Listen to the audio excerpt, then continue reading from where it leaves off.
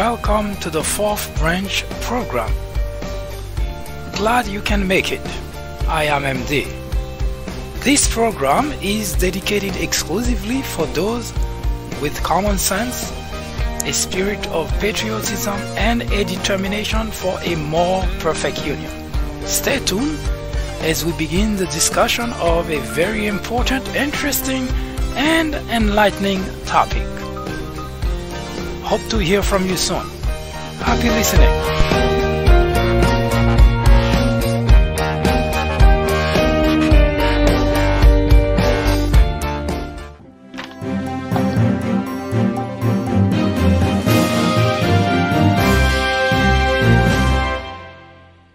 John F. Kennedy said that the ignorance of one voter in a democracy impairs the security of us all. Hello everyone, I am MD and this is the fourth branch program. First, a warning. This program is not suitable for all audiences. I repeat, the content of this program is not for everyone.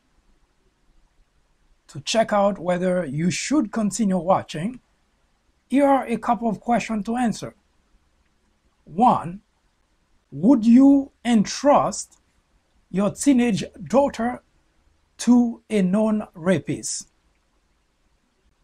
Question number 2. Would you have a known pedophile cared for your toddler? Again, question number 1. Would you entrust your teenage daughter to a known rapist? And the second question, would you have a known pedophile cared for your toddler?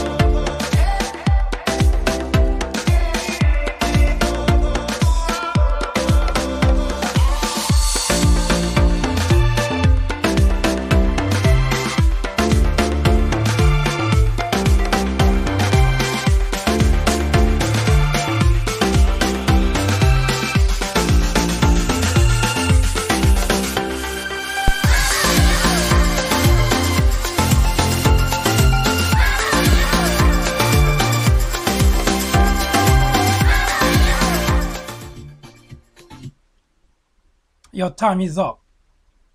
If you had difficulty answering either question, this program is not for you. If you answer yes to either or to both questions, this program is definitely not for you. However, if your answers to both questions are absolutely not, this program is catered to you. It tells us that you have at very least, a sense of decency and a sense of morality. And this is the individual for whom this program has been created and catered to. Stay tuned as we debate today a very important and interesting topic. It is the Brett Kavanaugh nomination. We will take a look at the circumstances, or rather what has gotten us to this very moment in regards to why we are having this difficulty deciding whether Brett Kavanaugh should be placed on the Supreme Court or not. I'll be right with you.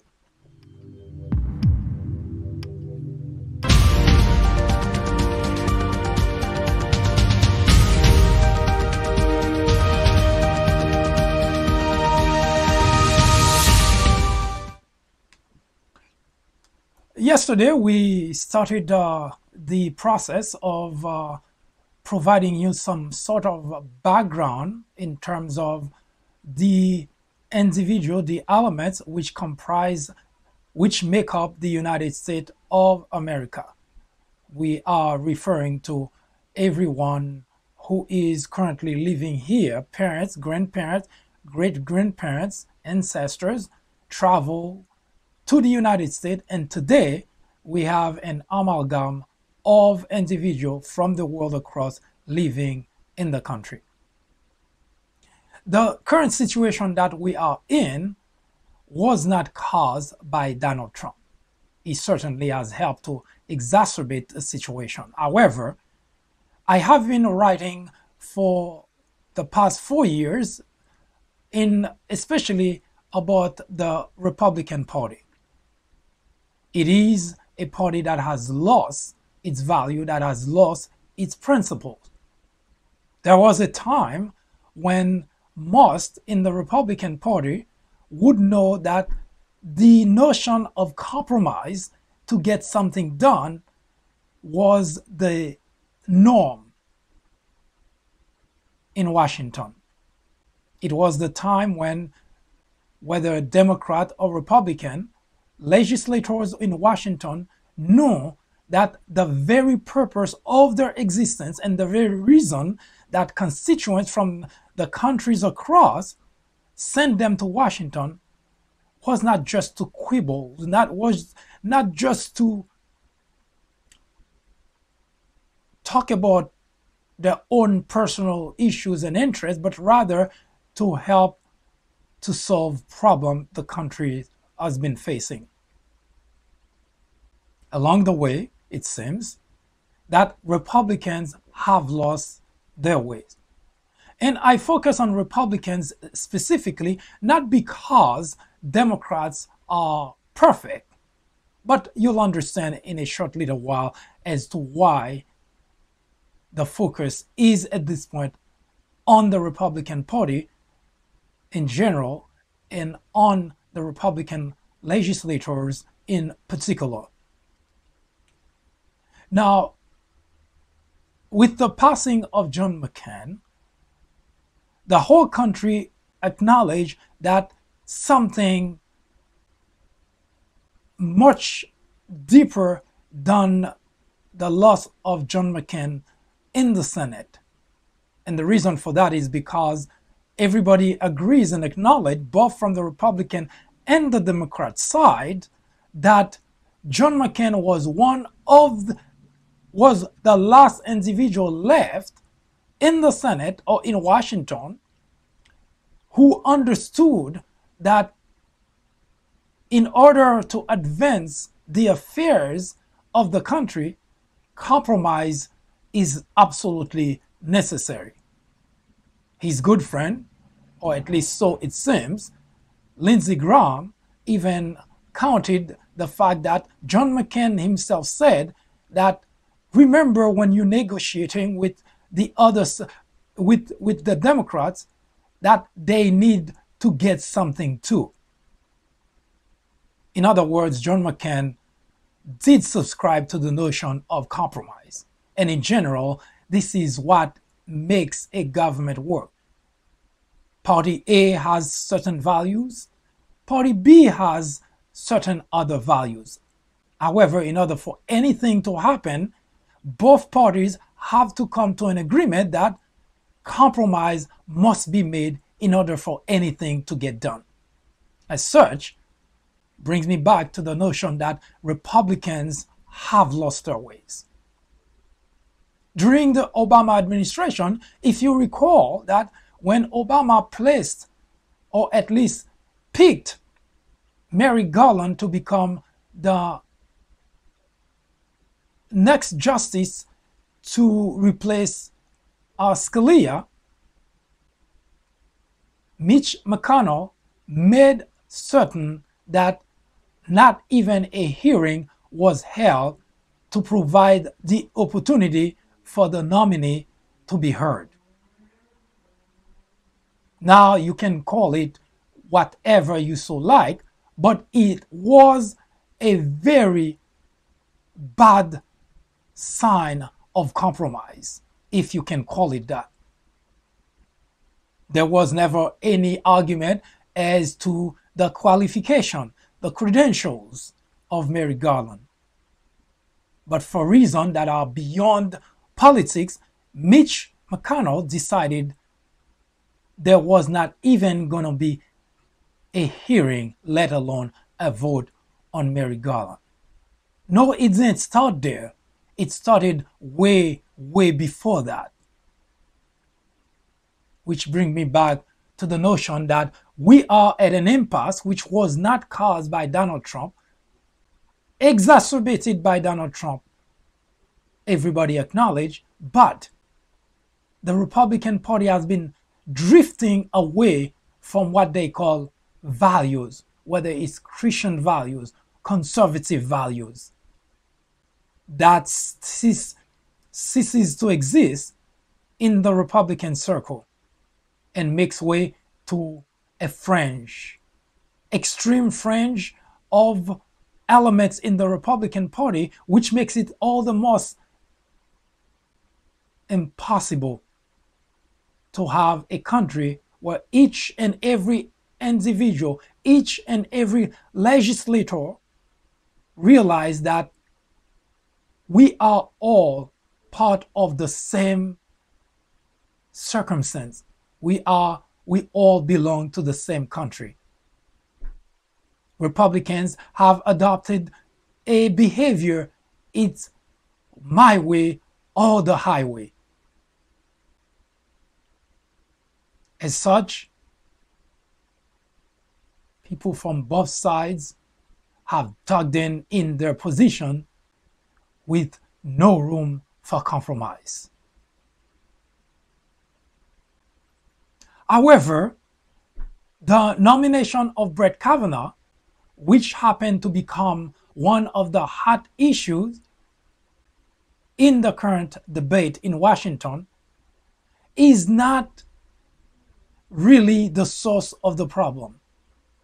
What we have been witnessing for the past few weeks is not just a partisanship, but rather a degradation of democracy in America. A degradation to the point where any logical individual might want to ask the question, would we ever recover from that situation?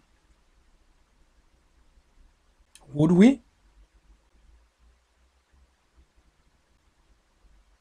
Now, in order to understand why we're here with the nomination of Brett Kavanaugh, we have to get a little bit of background as to why this is such an important exercise of placing someone on the Supreme Court as never before done.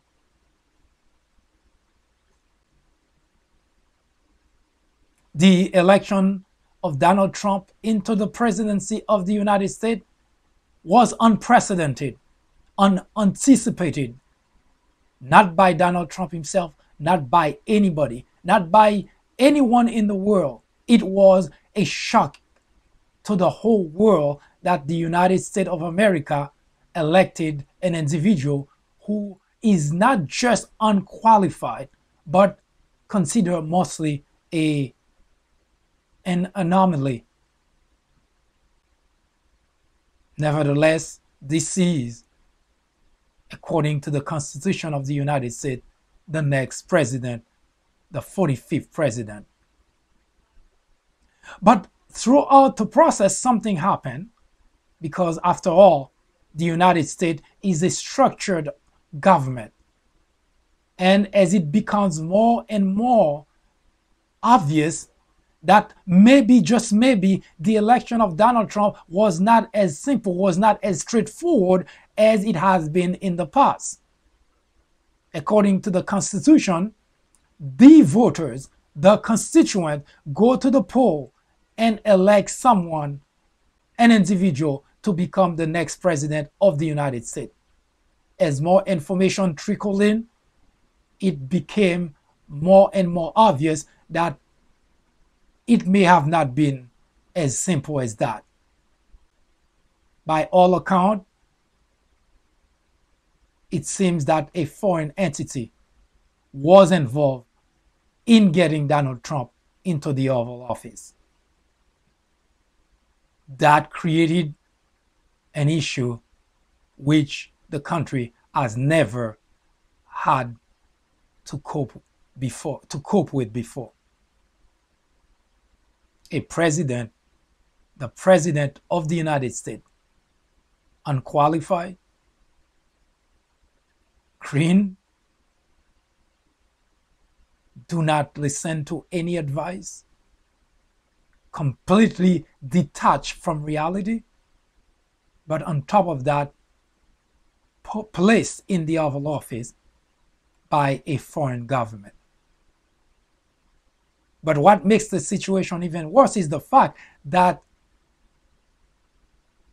based on all the evidence thus far, Donald Trump may have been involved in the process.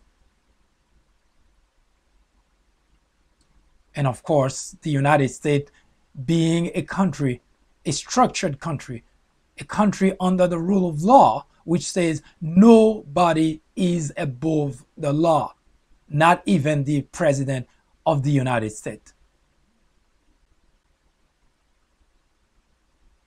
But as anyone who has been caught doing something wrong, Donald Trump, with all the resources he has as the President of the United States, have marshaled those resources to prevent anyone from finding out how much involvement he had in the collaboration with a foreign government,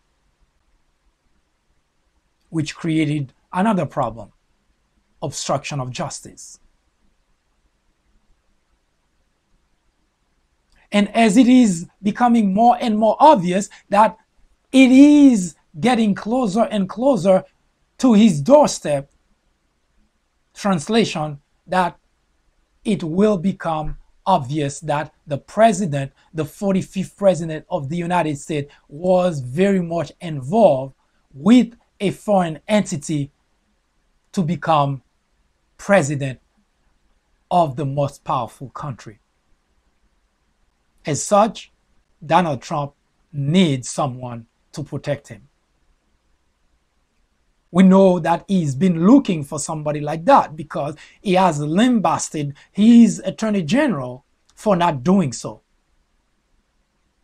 Jeff Sessions has been the subject of ridicule by Donald Trump almost on a regular basis because Donald Trump believed that the attorney general's job is to protect the president.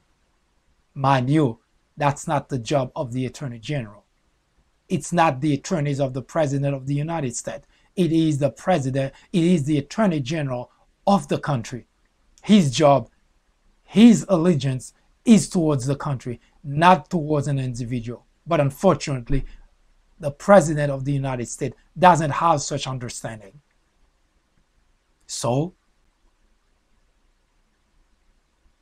he came up with with an alternative. And that alternative happened to be the Supreme Court. Now, granted, the Supreme Court is a branch of government which is not only just separate from the other two branches, but which is not supposed to be involved in politics at all. But Donald Trump is a whole different ballgame. He wants everybody that he places in a position within his administration to be loyal to him. In fact, that's the very reason he's in the predicament he's in today. Because he tried to get his security advisor to do what's wrong. And when caught, he wants the security advisor to stay silent because, quote unquote, a pardon may be looked at, may be on the way. When other members in his administration were caught by the special counsel, again, they were offered or at least talked into the opportunity of a pardon. On and on, Donald Trump tried to marshal every possibility to prevent everyone who is aware of his wrongdoing from talking to a special counsel. And one by one, he fell. His personal attorney, his former campaign manager, Paul Manafort, even the CFO of his private organization, the Trump Organization, all of them are currently cooperating with the special counsel.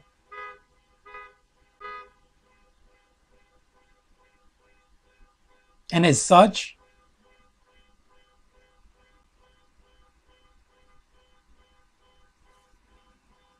we'll be right back.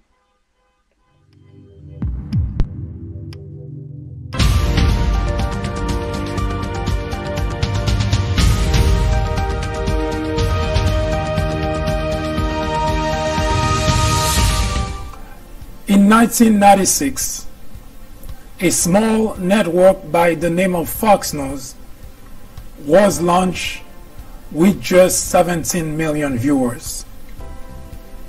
Today, with over 100 million people watching regularly, Fox has become the greatest threat to our democracy, constantly bombarding the airwaves with false information, distortion of facts, and outright lies, presenting to its audience as news.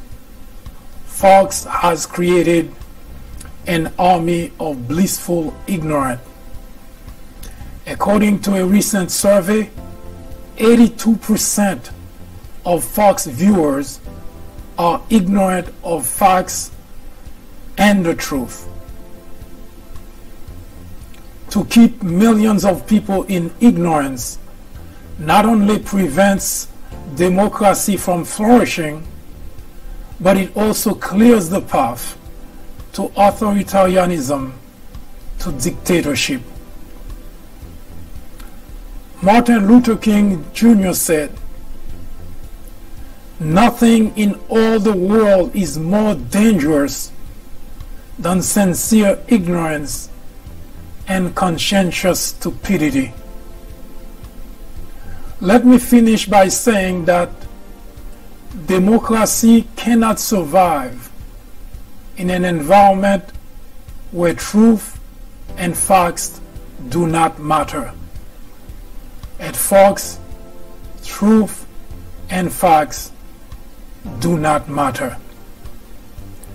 Indeed, democracy in America is in jeopardy. It is a crisis the country can no longer ignore.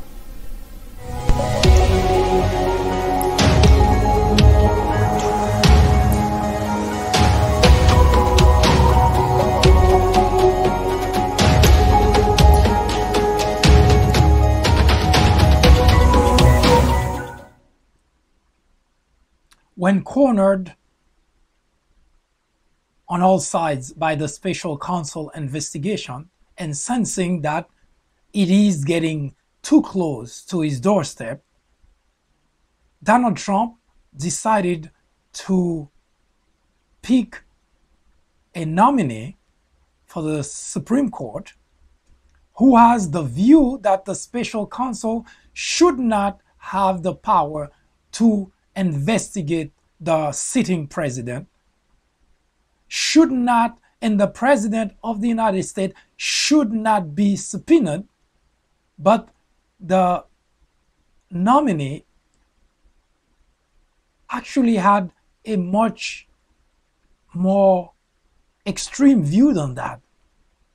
He believes that the president of the United States can end an investigation by the special counsel.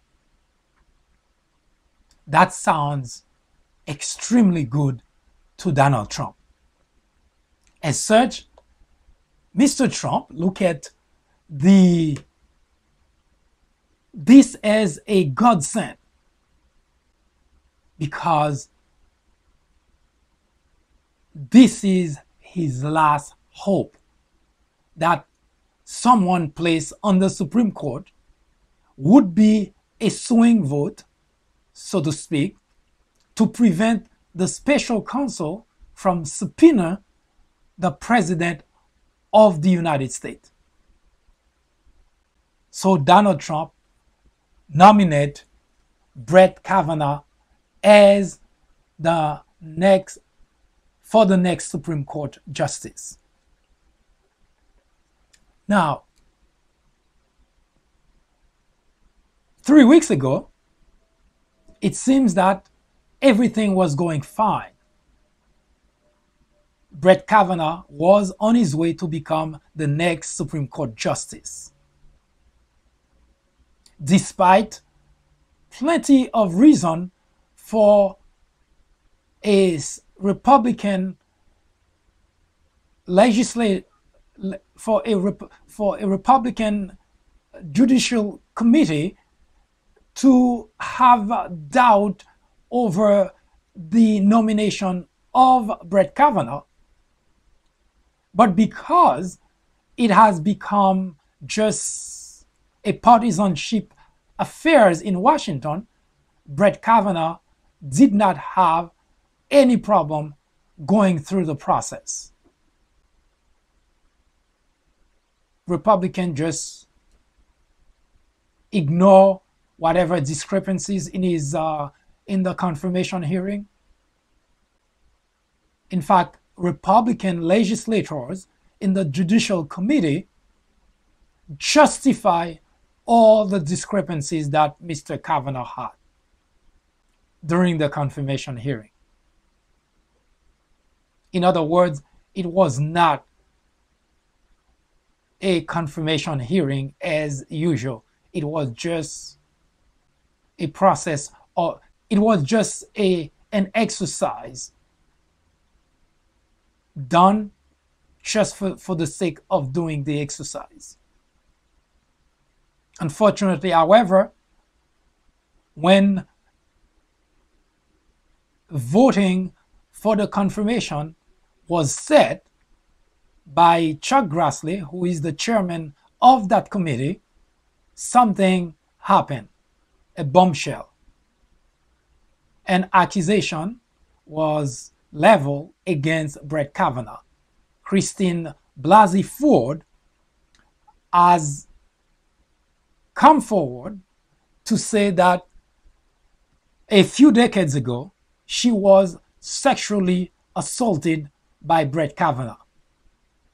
Now, needless to say, when that accusation came forth, all the Republicans quickly dismissed any reason for postponing the vote. As far as they were concerned, nothing would be changed. Orrin Hatch, who is a senior member of that committee, came out and accused Christine Blasey Ford of a mixed-up woman. Chuck Grassley, the chairman of the committee, said that the vote will proceed as planned. Now, needless to say what that sounds like, because if an accusation of such importance is leveled against a nominee, regardless of partisanship, it is to the committee to put a stop to the whole process and at the very least investigate the matter. But the first reaction was to completely discard the accusation and say, we'll move forward. That is the state of affairs in Washington. Partisanship trumps everything else. It doesn't matter. Well, it did not matter to Chuck Grassley and Orrin Hatch and everybody else in the Judicial Committee in the Republican side that it could be true. It just did not matter because the process will move forward. However, when put under enough pressure, Then they decided to postpone the vote for just 1 week so that they could hear from Christine Blasey Ford. But it was obvious from the onset that it was just an exercise of search, because Chuck Grassley, chairman of the committee, said that we will be hearing from Christine Blasey Ford on Wednesday, and then on Thursday there will be a vote. Now, if you start getting a sense as to why the situation in the country is the way it is today, it's because the Republican Party has lost its way. So they simply want to go through the exercise pretending that there is something that's being done just to please all parties, to please Christine Blasey Ford so that she could talk about her experience. But as far as the chairman was concerned, nothing would be changed because the next day there will be a vote. Now, any logical individual would tell you that after a hearing of someone accusing a nominee of having sexually assaulted her, any sound-minded individual would tell you that a few days are needed to process the information, to find out more, at least to try to investigate further, to get corroboration from different witnesses, from the accuser's side and from the accused side. But instead, Chuck Grassley said, it just doesn't matter. We'll just move forward with the process.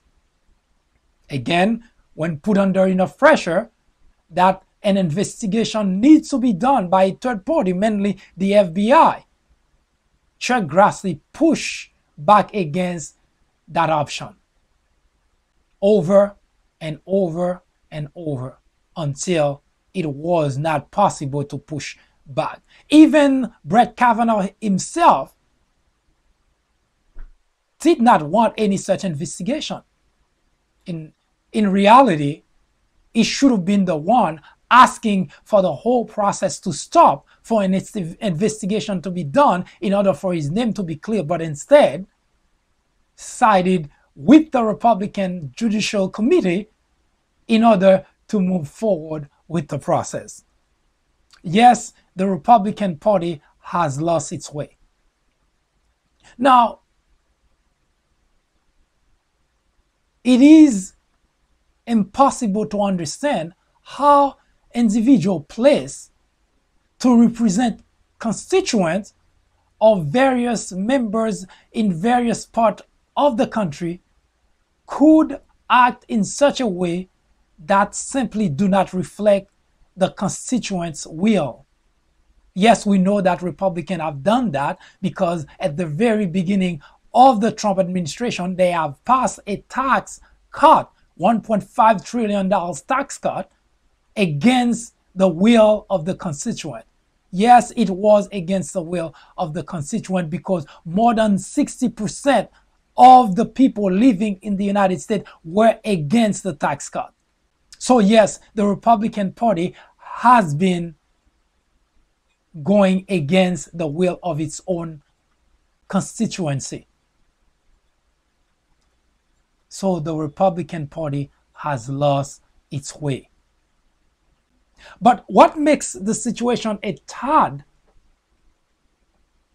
difficult to understand is what I'm about to show you, because it's one thing to have the legislators in Washington willing to simply bypass the will of the people, or at least so I thought.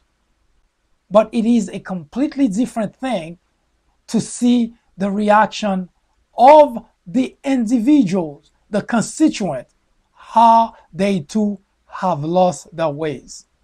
Now, what I'm about to show you is the President of the United States at a rally yesterday in Missouri and bashing Christine Blasey Ford for her testimony, and to take a look at the reaction of those who were there.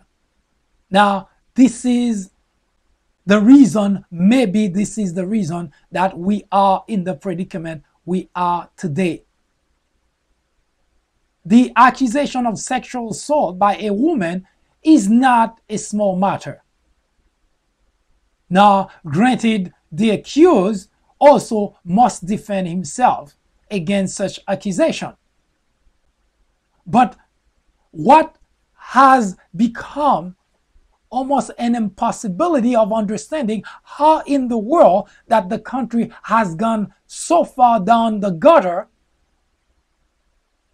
it will take some time to understand how the Republican Party has become such, has gone so far down a path that it is impossible to reconcile what they call conservative values, Christian values, with what they are currently doing today. Now, let's take a look at what had happened yesterday at that rally and get a sense as to what exactly is going on in the Republican Party.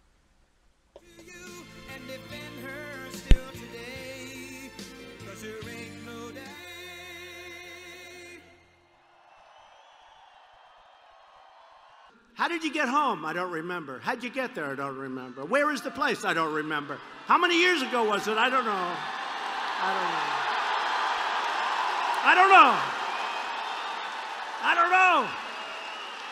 What neighborhood was it in? I don't know. Where's the house? I don't know. Upstairs, downstairs, where was it? I don't know. But I had one beer. That's the only thing I remember.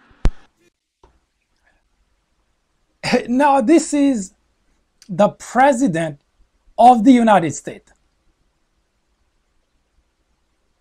mocking a victim of sexual assault. You're talking about a low point in the United States, a low point in the government.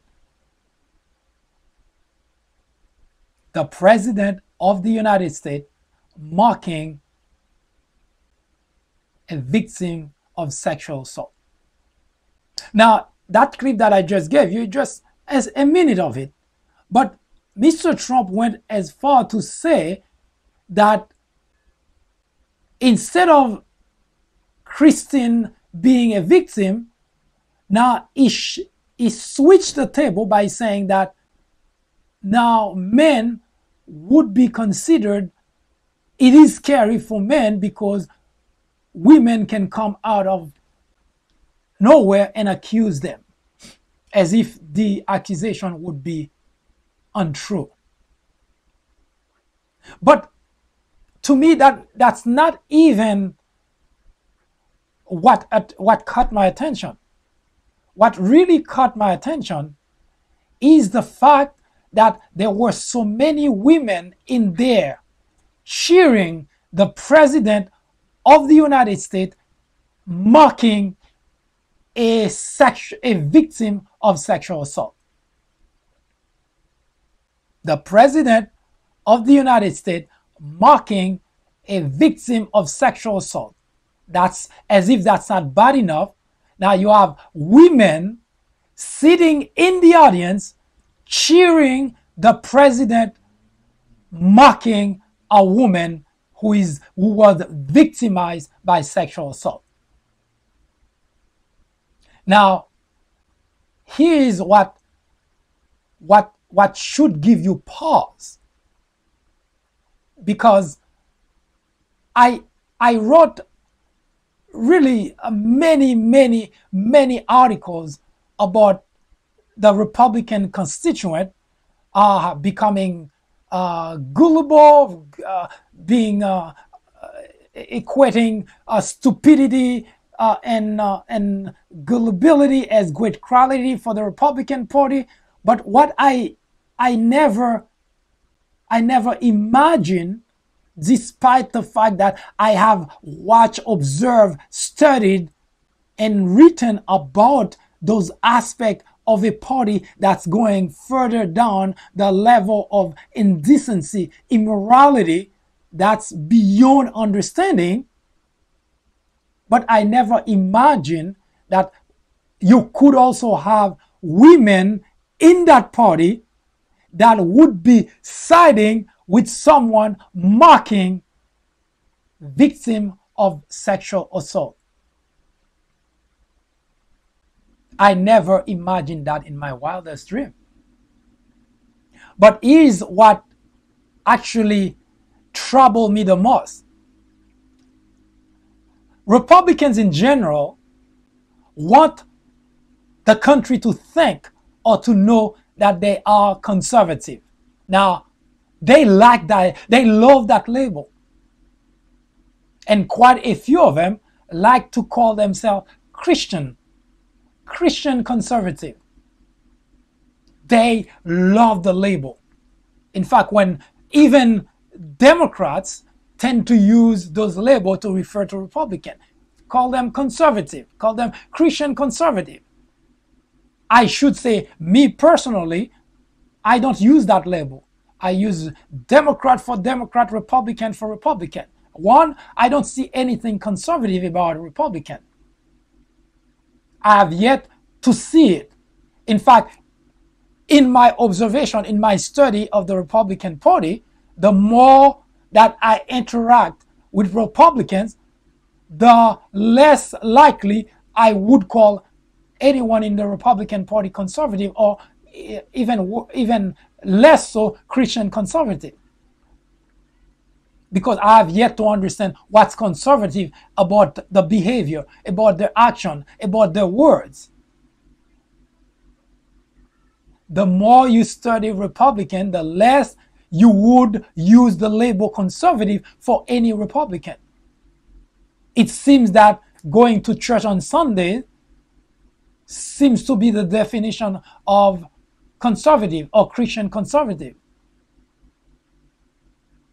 And those are not good enough for the label to be used, because conservatism requires a certain level of decency, a certain level of morality. In fact, that's where the word comes from, that you cling to those values. Now, you cannot want to be called conservative, but at the same time reject the values that are attributed to conservatism. That makes no sense. In fact, here's what the Bible says. For those who want to continue to call themselves Christian conservative, and yet they can sit in an audience and cheer someone mocking victim of sexual assault. The Bible says, "Blessed is the one who does not walk in the step with the wicked, or stand in the way that sinners take, or sit in the company of mockers." I'll repeat that for you so that you understand. When you Republican or Republican Christian conservative or conservative think that just giving yourself the name suffice because it's so lovely, you like to be called conservative or Christian conservative, and yet not only you don't live the life of conservative, let alone Christian conservative, but the actions, the words, the things that are done by Republicans in general would make a liberal cringe. But the idea is, if you are a conservative or Christian conservative, it almost seems to equate to better than liberal, better than Democrats. And yet Democrats are liberal because the idea is to accept everybody the way they are. There is a certain hypocrisy in in thinking or even calling yourself conservative or Christian conservative, but living a life that's even worse than a liberal. Because that's my understanding, that a liberal is supposedly a sinner, is supposedly someone who doesn't have those quote unquote values. And yet, the Christian conservative or the conservative are the ones that are doing the worst in terms of action and words. The Bible says that Psalm 1 verses 1, blessed is the one who does not sit in the company of mockers. Blessed is the one who does not sit in the company of mockers. And you see all those people with Donald Trump cheering him, mocking a victim of sexual assault. But they are Christian conservative. They are conservative. What a joke.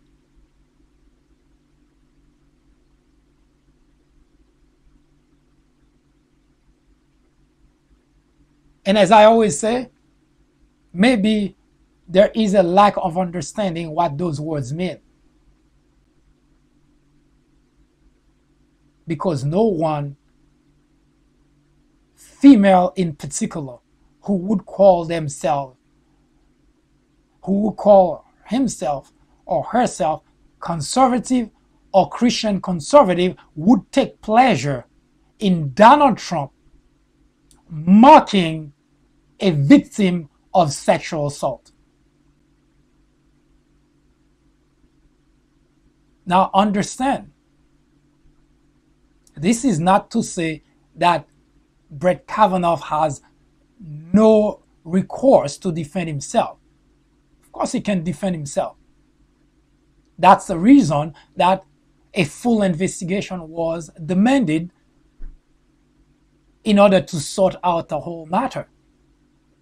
As I mentioned earlier, Brett Kavanaugh himself, if he feels that he had nothing to hide and he really wanted to vindicate himself, to exonerate himself, then he should have been the one behind asking for a full investigation.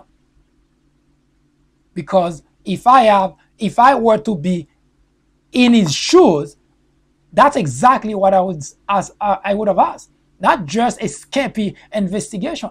I would have asked a full investigation to exonerate myself. And yet, you have individuals who call themselves conservatives and Christian conservatives.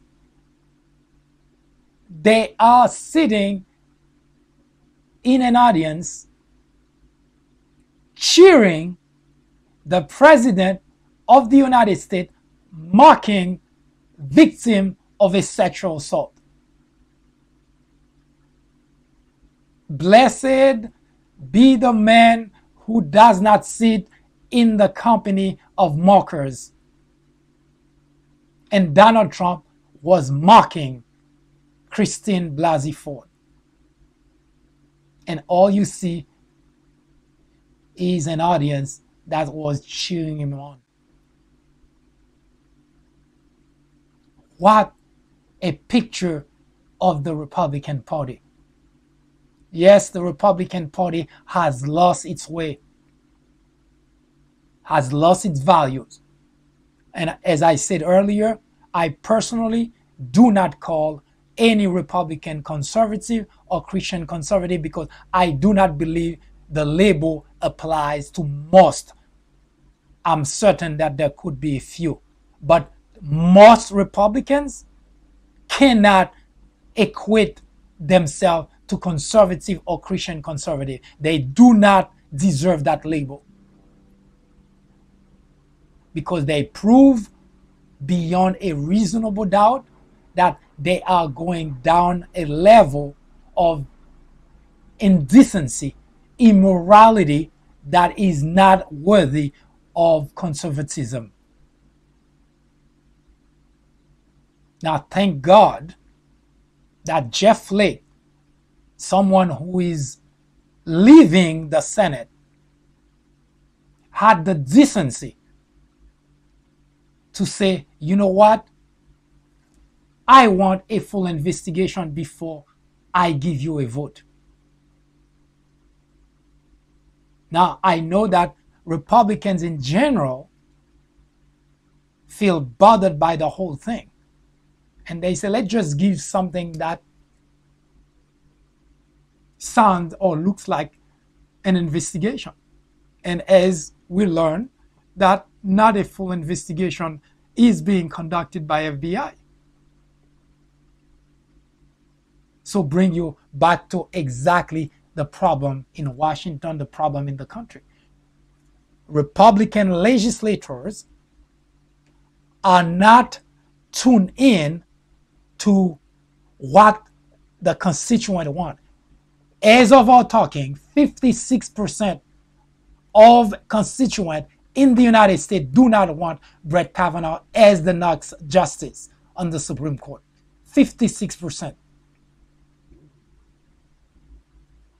But for reasons that are beyond understanding, Republicans want to place Brett Kavanaugh on the Supreme Court at all costs, at any cost. Let me ask a logical question. Would you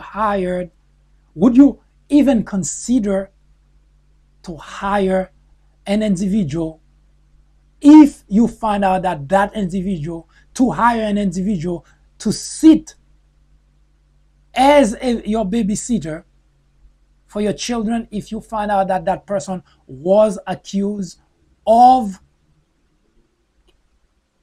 sexual assault, pedophile, or child molestation, even if none of those charges panned out? Would you? In other words, individual that you are about to hire as a nanny was accused in the past of sexual assault or child molestation or being a pedophile. But those charges were dropped. Would you hire that individual? I can tell you, any sound-minded individual, any sound-minded parent would not. And the reason for that is because, yes, the person may be innocent. The person may have been wrongfully accused. But one thing is certain, you would not want to take that chance with that individual. No sound-minded parent would. And there is a reason for that. While that person no longer has a record of being a pedophile or a sexual molester or a rapist, but you cannot possibly want to expose your family to that individual. That's what any sound-minded parent would have done.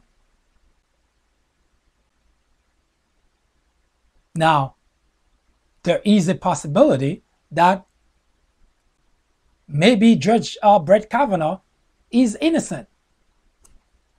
I don't know. I didn't conduct an investigation. We're all waiting for FBI.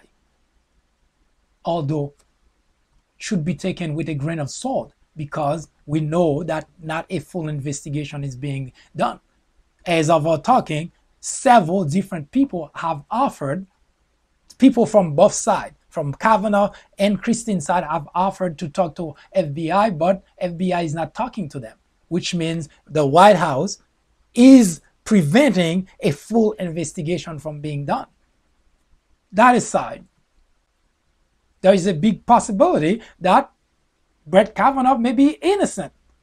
But the stand that is currently on his record, because we already know at least a few things, even if he's innocent of the sexual assault. We already know that He's a heavy drinker. We already know that he's a liar. We already know that he had falsely given testimony to the Senate. We already know a number of things about him, that he's a partisan individual, so he's not impartial. So there are a number of things that we already know about Brett Kavanaugh that completely disqualify him as the next justice. So for the sake of the country, just as a sound-minded parent would not hire someone, although cleared of having been accused of sexual assault, of having been child molestation, or what have you, all that could have been true, that that individual was cleared, but you would not expose your family to that individual. It is time that the country recognize that Brett Kavanaugh is not fit to sit on the Supreme Court, because he has been stained. He showed partisanship, he showed lack of temper, and he shows he is untrustworthy. That's not what anyone wants on a judge. No, you cannot have someone who is a judge and cannot be trusted. You cannot have a judge who is partisan, gonna decide on case based on his partisanship. This is not someone to place on the Supreme Court. In other words, the nomination of Brett Kavanaugh has been canceled. I'll be right back.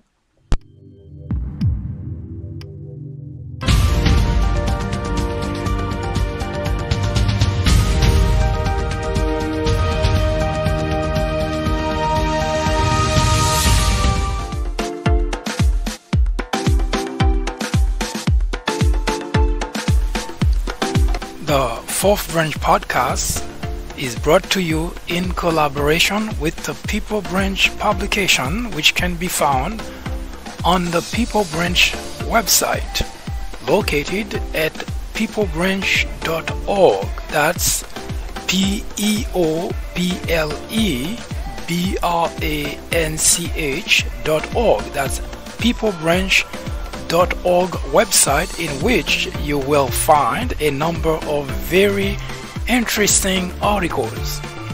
My name is Mike Duchesne, MD for short. I hope you have a great afternoon or a great evening, whichever it happens to be. Hopefully you can join me again next time for another interesting episode of this podcast. That was the Fourth Branch, live from New York. Good day.